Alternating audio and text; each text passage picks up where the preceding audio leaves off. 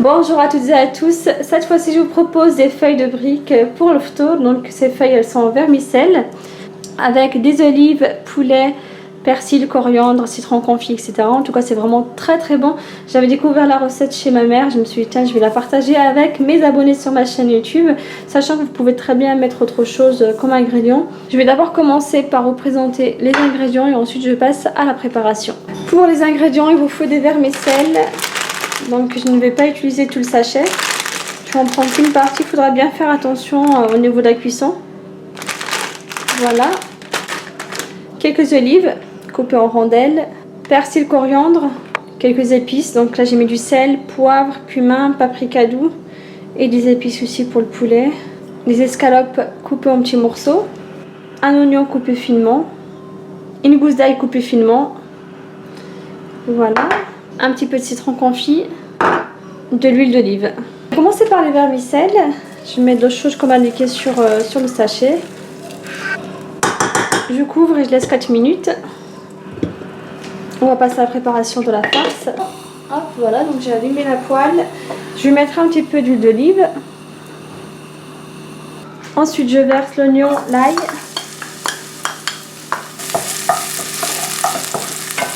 Je vais mettre que le sel. Voilà, je vais laisser réduire mes oignons juste quelques minutes, pas beaucoup parce qu'ils sont déjà assez fins. Je couvre comme d'habitude. Voilà, ensuite les escalopes coupées en petits morceaux aussi. Les olives. Donc la cuisson est vraiment rapide. Le citron confit. Persil, coriandre, je mets mes épices. Si nécessaire, vous pouvez très bien mettre un petit peu d'eau pour éviter que ça brûle, ou un petit peu d'huile d'olive. Alors je couvre et je laisse cuire juste quelques minutes. Les escalopes ne demandent pas beaucoup de temps de cuisson. Je baisse un peu le feu, je le mets sur feu moyen. Voilà. N'hésitez pas à le mélanger de temps en temps. Je vais ensuite verser mes vermicelles.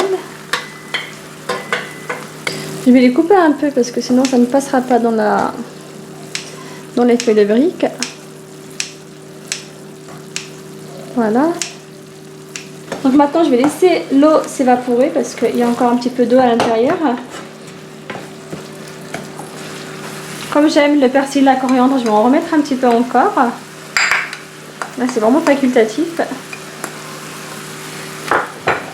On verse la farce dans une assiette pour qu'elle puisse refroidir. Dès que votre farce est prête, on va la mettre sur des feuilles de briques. Vous pouvez très bien aussi prendre des feuilles Yufka par exemple. Donc la farce, la mienne elle est encore un petit peu tiède. Mais c'est pas grave parce que il faut que je donne aussi à manger aux petits. Donc je vais leur préparer ces feuilles justement. Voilà. Ensuite, on va couler les bords avec de la farine que j'ai mélangée avec un petit peu d'eau.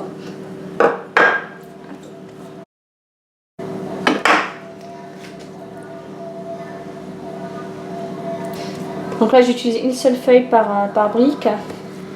Vous pouvez très bien faire des triangles, des petits bolets par exemple. Donc, je roule ma feuille comme ça.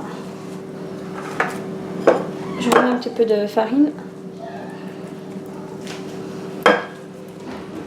Voilà, comme ça. Ensuite, il ne nous reste plus qu'à les faire cuire dans de l'huile de tournesol bien chaude, très important. Je mets la cuisinière sur feu moyen. Pas trop vif non plus, sinon vous allez les brûler.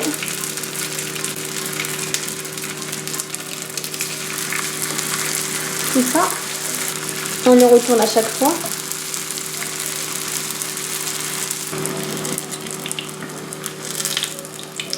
Alors on laisse absorber l'huile.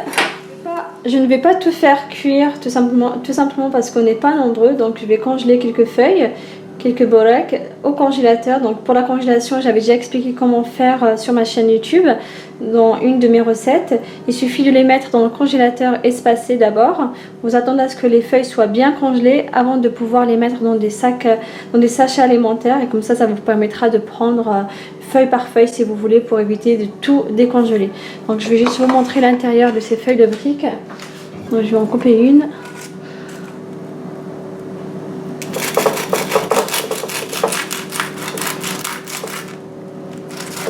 C'est vraiment très très bon.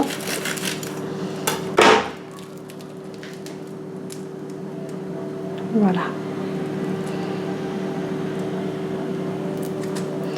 Que ça croustille bien comme il faut. Pour le côté croustillant, pour l'avoir, il suffit de bien préchauffer l'huile de tournesol. C'est vraiment très important. Voilà, j'espère que cette recette vous a plu. N'hésitez pas à la refaire chez vous. Comme d'habitude, n'hésitez pas à vous abonner, à liker et à partager. À très bientôt. Ciao, ciao.